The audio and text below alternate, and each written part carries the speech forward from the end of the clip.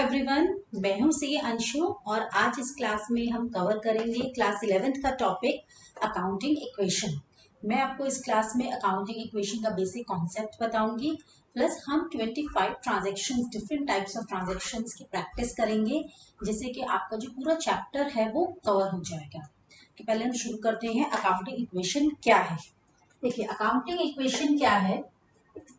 Assets is equal to capital plus liabilities। ये आपको ना मैथमेटिकल इक्वेशन जैसा दिख रहा है, assets is equal to capital plus liabilities. But ये जो मैथमेटिकल इक्वेशन है ये हमारे एक बैलेंस शीट होती है, जो बैलेंस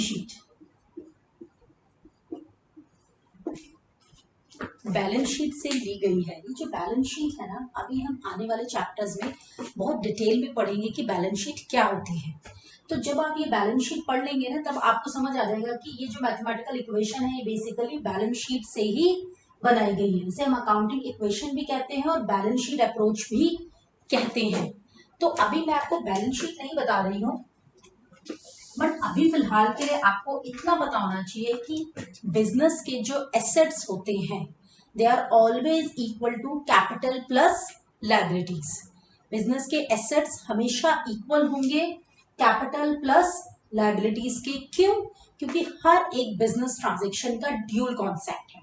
फॉर एग्जाम्पल, ओनर ने बिजनेस में कैपिटल इंट्रोड्यूस करी, cash ₹1 lakh.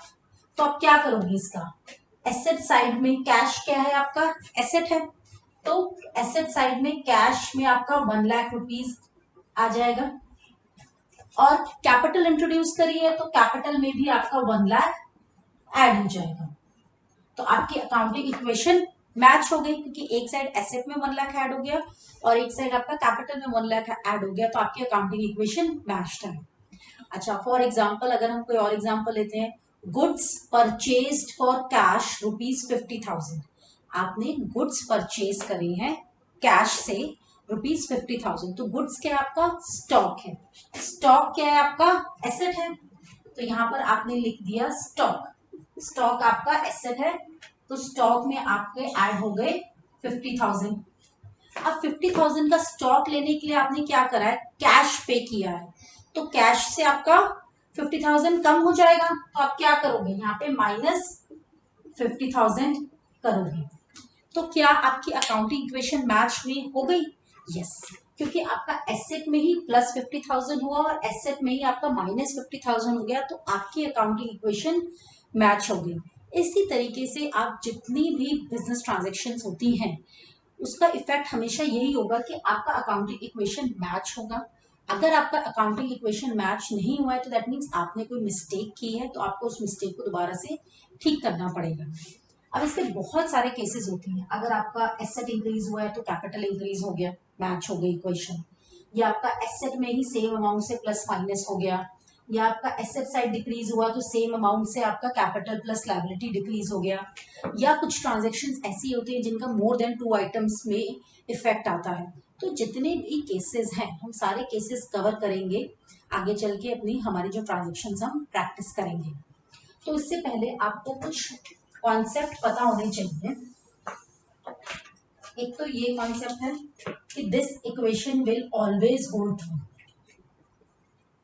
The accounting equation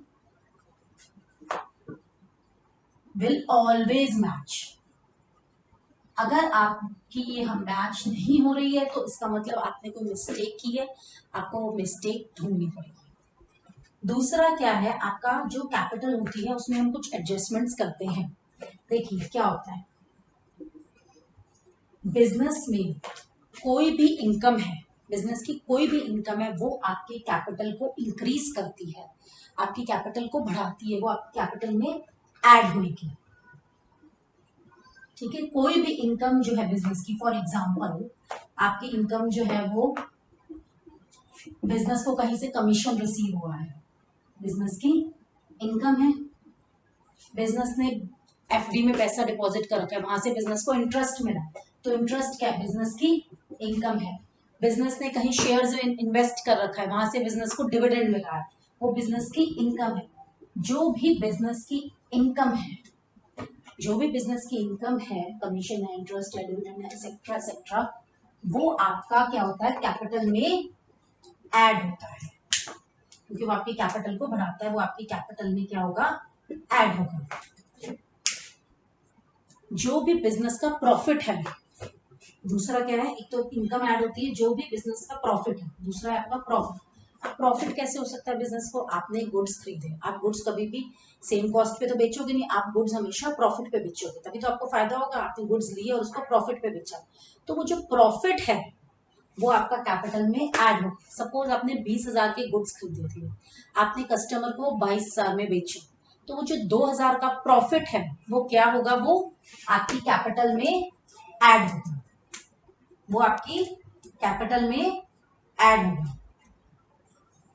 अब प्रॉफिट आपको कहां कहां से हो सकता है, बहुत प्रॉफिट सेल ऑफ गुड्स से हो सकता है, सेल ऑफ एसेट से हो सकता है। आपने कोई फर्नीचर है, उसकी वैल्यू 10,000 है, लेकिन आपने 12,000 में बेचा है, तो आपको 2,000 का प्रॉफिट हुआ है। तो कोई भी प्रॉफिट जो है वो भी आपका कैपिटल में ऐड होगा, वो आपकी कैपिटल को बढ़ाता है, कैपिटल को इंक्रीज करता है। और कोई भी बिजनेस की इनकम है वो भी आपकी कैपिटल को बढ़ाती है, इंक्रीज करती है, वो भी आपकी कैपिटल में ऐड होगी। ये दो चीजें क्लियर है, इनकम और प्रॉफिट आपके कैपिटल में ऐड होंगे। अब नेक्स्ट है लॉस। पहले पढ़ते हैं एक्सपेंस, एक्सपेंसेस। अब बिजनेस में खर्चे भी होते हैं, आपने वेजेस पे करी, सैलरीज पे करा, रेंट पे करा, इलेक्ट्रिसिटी पे करा, टेलीफोन बिल पे करा, वो जितने भी खर्चे हैं वो आपके जो है कैपिटल में से माइनस होंगे।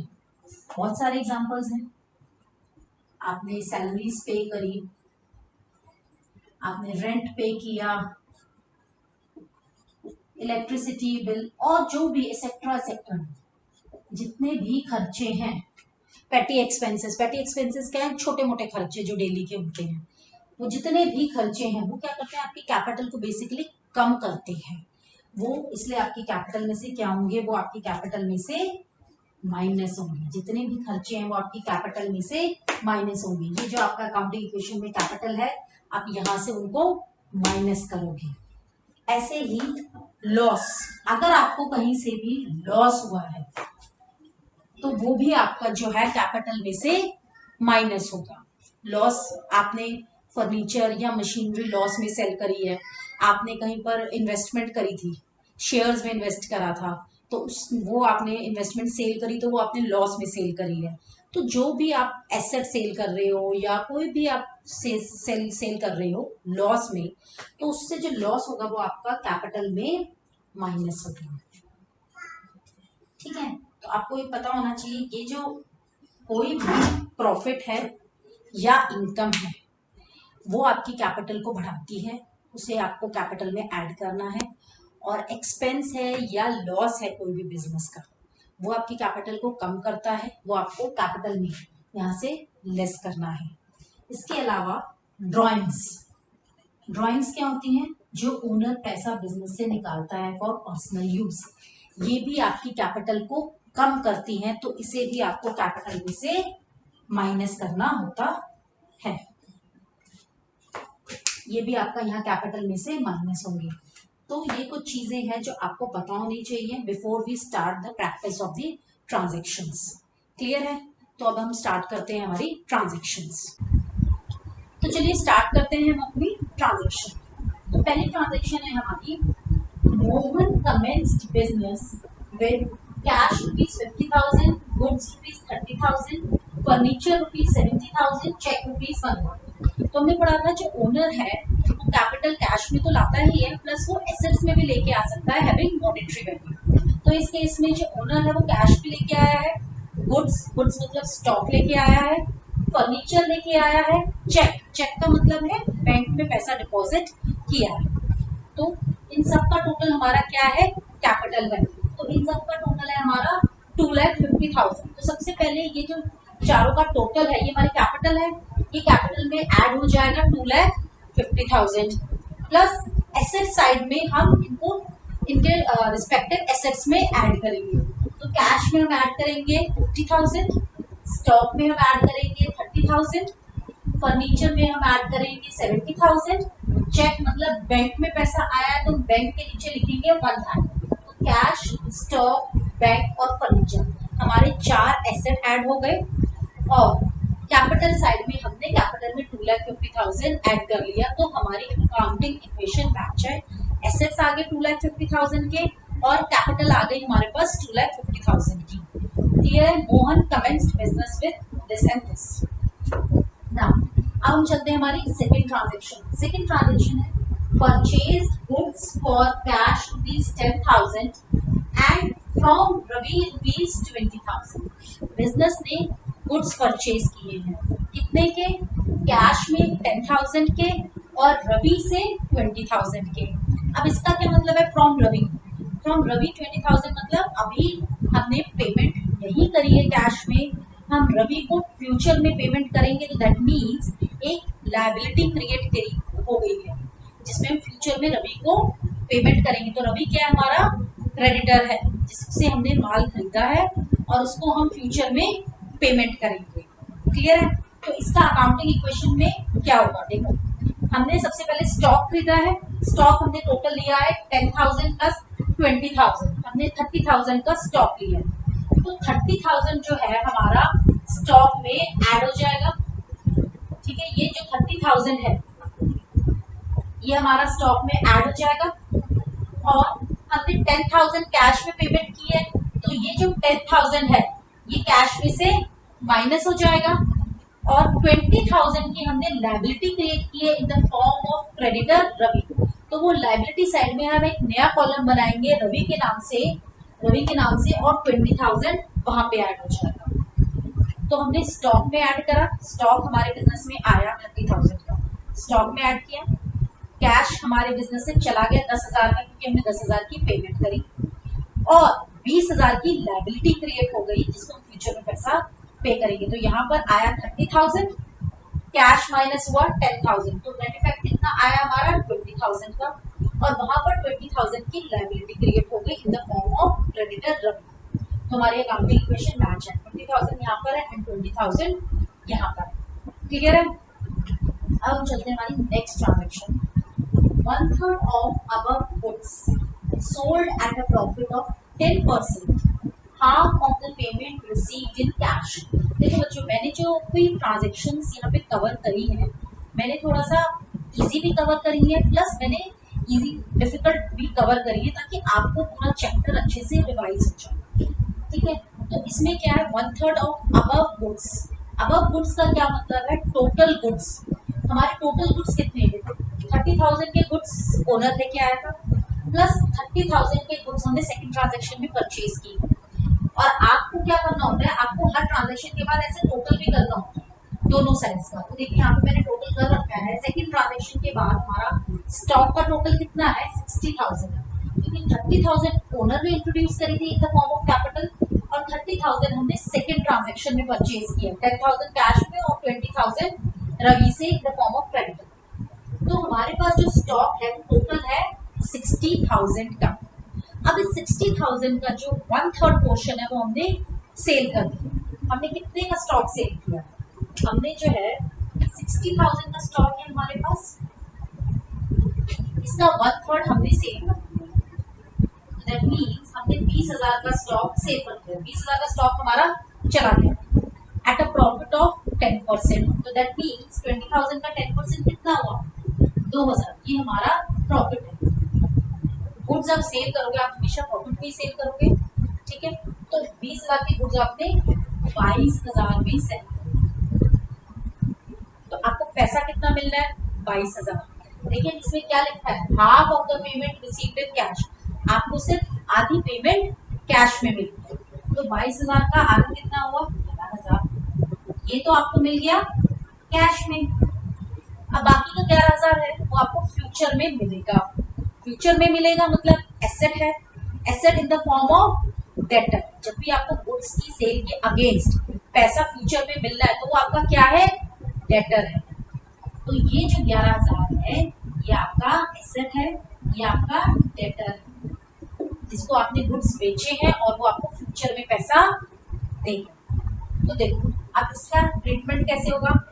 20,000 के आपने गुड्स सेल कर दिए, बेच दी, तो ये तो स्टॉक में से आप क्या कर दोगे, माइनस कर दोगे, इतने के तो गुड्स चले गए। अब 2,000 का प्रॉफिट है, प्रॉफिट मैंने आपको बताया था कैपिटल में ऐड होता है, तो ये आप क्या कर दोगे, 2,000 रुपए कैपिटल में ऐड कर दोगे। अब 11,000 आपको कैश में मिला है तो कैश में प्लस कर दोगे। 11,000 के डेटर क्रिएट हो गए तो आप एसेट साइड में एक न्यू कॉलम बनाओगे डेटर का और 11,000 उसमें ऐड कर दोगे। तो 1 2 3 4 इस ट्रांजेक्शन के 4 इफेक्ट होंगे।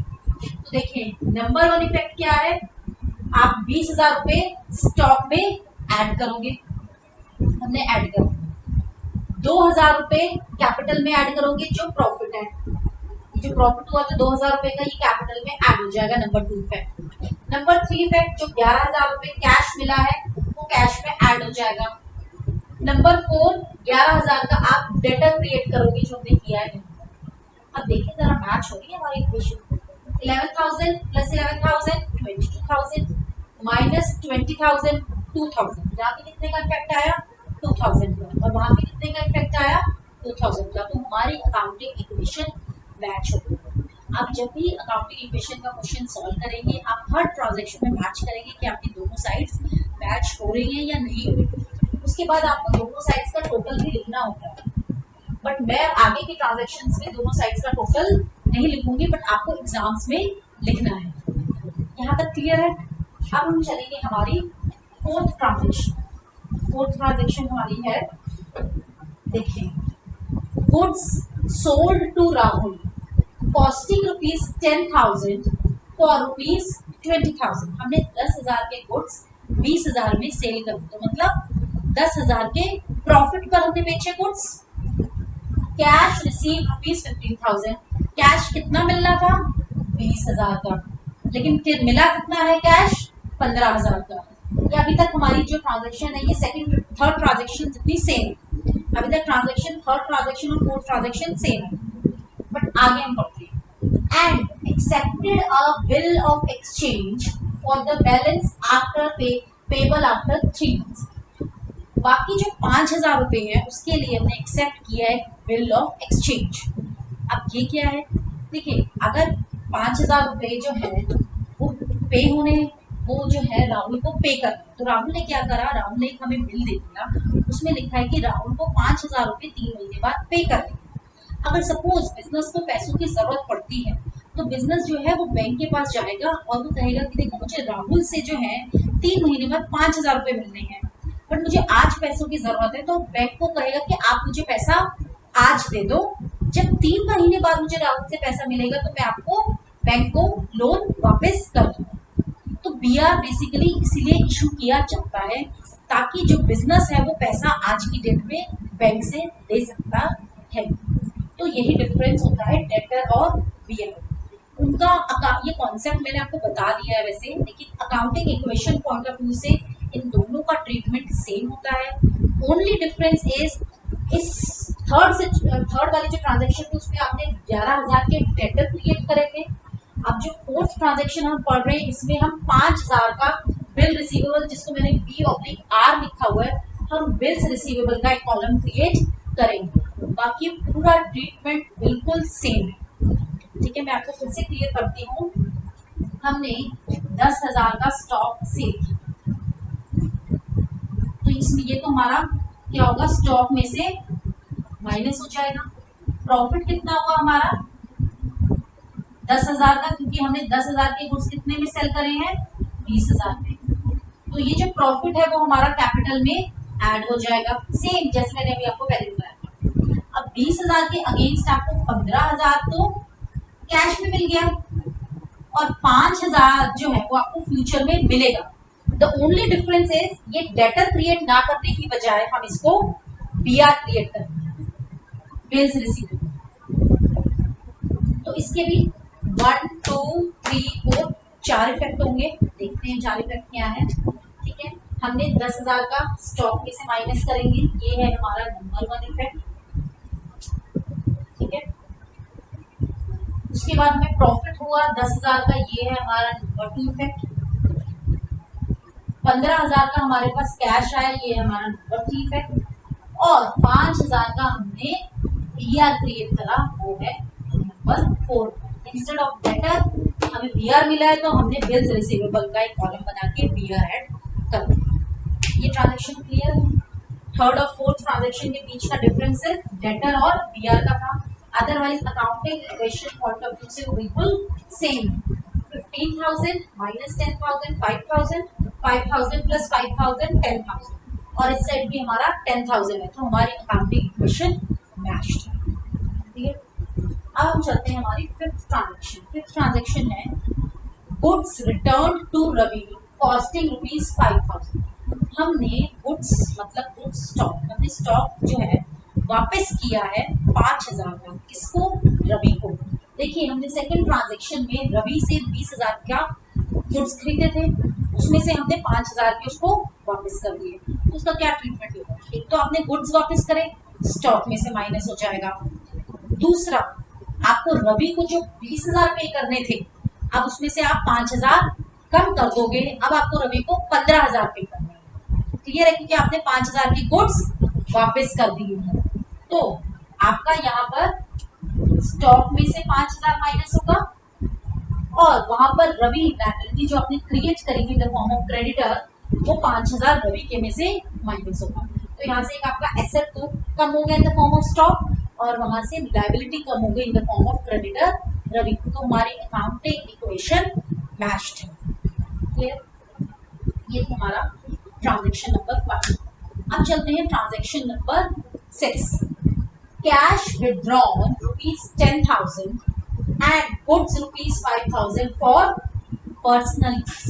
जब भी ओनर पर्सनल यूज के लिए पैसा या गुड्स विड्रॉ करता है तो उसे हम ड्राइंग्स बोलते हैं। और मैंने अभी आपको बताया था ड्राइंग्स कहाँ से माइनस होती है? कैपिटल में से, चाहे वो कैश फॉर्म में है चाहे वो गुड्स फॉर्म में, दोनों का टोटल कैपिटल में से माइनस होता है।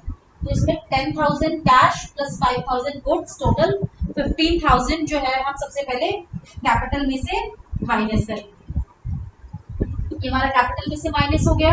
और एसेट साइड में हम 10,000 विड्रॉ करें कैश में, तो कैश में से 10,000 माइनस करेंगे और 5,000 गुड्स विड्रॉ करें तो 5,000 का स्टॉक में से माइनस करेंगे। तो हमारा एसेट साइड में से माइनस 15,000 हो गया और लायबिलिटी साइड में से माइनस 15,000 हो गया। हमारी अकाउंटिंग इक्वेशन मैच्ड है। अब हम चलते हैं हमारी नेक्स्ट ट्रांजेक्शन, सेवेंथ ट्रांजेक्शन।